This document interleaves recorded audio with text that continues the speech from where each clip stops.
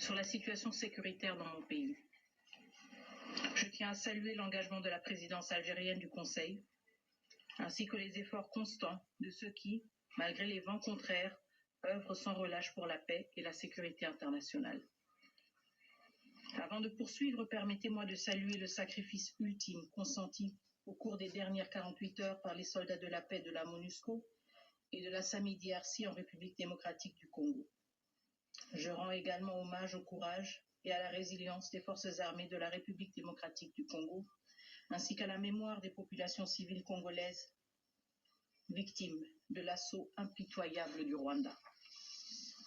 Nous, la République démocratique du Congo, reconnaissons également les pertes en vie humaine parmi les soldats rwandais au cours des affrontements, tandis que le Rwanda persiste obstinément à imposer son faux récit, prétendant ne pas mener une guerre en République démocratique du Congo.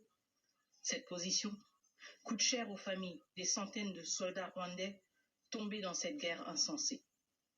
Même si leur propre pays refuse de les reconnaître, de leur rendre hommage ou d'accorder à leurs familles le droit de pleurer leurs pertes, nous, la République démocratique du Congo, savons combien la guerre dépasse toutes les frontières. Nous reconnaissons que la folie dans laquelle Kigali nous a entraînés fait des victimes partout. En ce qui concerne le mouvement de protestation observé ce matin dans la ville de Kinshasa, j'aimerais ici rassurer nos partenaires que le gouvernement de la République démocratique du Congo a pris toutes les mesures nécessaires pour assurer la protection des missions diplomatiques accréditées en République démocratique du Congo. Ces incidents, profondément regrettables, ne reflètent en rien l'engagement constant de notre pays envers le respect du droit international et des principes qui régissent les relations diplomatiques. Aujourd'hui, si nous sommes ici encore une fois, en moins de 48 heures, nous devons impérativement avoir le courage de nous poser cette question. Quel impact concret la déclaration de ce Conseil? Quel était l'impact concret de la déclaration de ce Conseil du 26 janvier? Monsieur le Président, à Goma, les forces armées de la République démocratique du Congo, soutenues par la MONUSCO et les troupes de la SADC, continuent à bravoure à combattre. Mais cette défense héroïque et déterminée ne saurait masquer l'ampleur du drame. Une fois de plus, les soldats de la paix, dont 4 soldats sud-africains de la SAMI-DRC, ont payé le prix ultime de leur détermination. Ces victimes de plus ne sont autres que le résultat d'actes criminels constitutifs de crimes contre l'humanité, de crimes de guerre perpétrés par les RDF en toute liberté et sous silence de ce Conseil.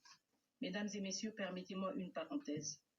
Parmi les 4 valeureux casques bleus sud-africains tombés à Goma, l'un d'entre eux n'a pas succombé directement pendant le combat, mais il a succombé à ses blessures. Ce drame illustre tragiquement la réalité actuelle. Des vies se perdent dans une ville assiégée, privée d'électricité, d'eau, de voies d'évacuation. Tel est aujourd'hui le sort de millions de personnes à Goma, piégées, sans accès à l'eau, à l'électricité, à la nourriture ou à un abri sûr. C'est la tragédie partagée par les citoyens congolais, ainsi que par des milliers de soldats de la paix et d'humanitaires pris au piège. Je remémore les mots poignants de la représentante spéciale, Madame Bintou Keïta, il y a 2 jours. Nous sommes piégés. We are trapped. Les dernières 24 heures, plus de 100 blessés ont été accueillis dans les centres de santé du Comité international de la Croix-Rouge. Et la situation humanitaire continue à se dégrader, avec plus de 500 000 nouveaux déplacés dans la province du Nord et du Sud Kivu, pour le mois de janvier uniquement. Les forces de défense rwandaises et leurs supplétifs du M23 ont franchi nos frontières, occupé nos villes et nos villages,